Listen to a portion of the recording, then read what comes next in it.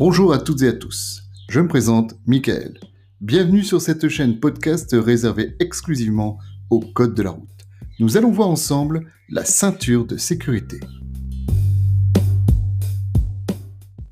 Tout d'abord, sachez que le port de la ceinture de sécurité est respecté à 98% à l'avant et seulement à 80% à l'arrière. Même si ça paraît peu, le problème c'est que chaque année, plus de 300 vies pourraient être sauvées si tout le monde attachait sa ceinture. 300 vies. Il y a des études très sérieuses qui ont même démontré que le port de la ceinture divise par 3 le risque d'être tué lors d'un accident. Divise par 3.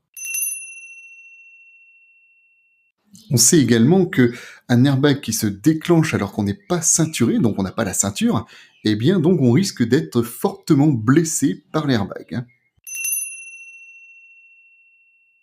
Décryptons ce qui se passe lors d'un accident. Alors, lors de l'accident, vous avez d'abord l'airbag qui va s'enclencher aussitôt. D'ailleurs, aujourd'hui, les véhicules peuvent être équipés de 6 airbags, 2 à l'avant, 2 sur le côté et encore 2 à l'arrière. Ensuite, les prétentionneurs se mettent en action.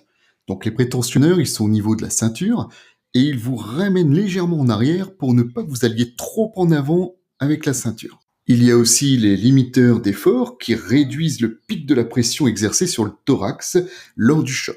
Et la ceinture, bien sûr, qui, bien placée sur le corps, bien plate, non pas vrillée, vous empêchera d'aller carrément sur le tableau de bord. Sans oublier l'appui-tête qui vous empêche d'avoir le fameux coup du lapin. Il y a même des appuis-têtes aujourd'hui qui accompagnent votre tête lors du choc. Petite info, la ceinture est capable de résister à 3 tonnes, donc 3 tonnes, et les bras résistent à 50 kg.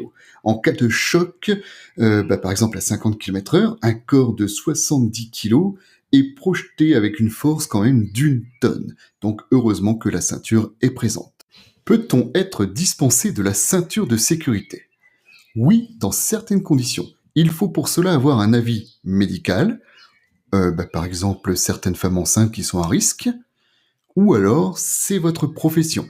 Exemple, les professions qui sont en intervention d'urgence, ne sont dispensées donc de ceinture de sécurité.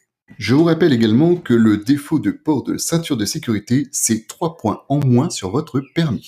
C'est pareil, le conducteur est responsable de ces passagers qui sont mineurs. Ça veut dire que si un mineur n'attache pas sa ceinture à bord du véhicule, c'est le conducteur qui paiera l'amende.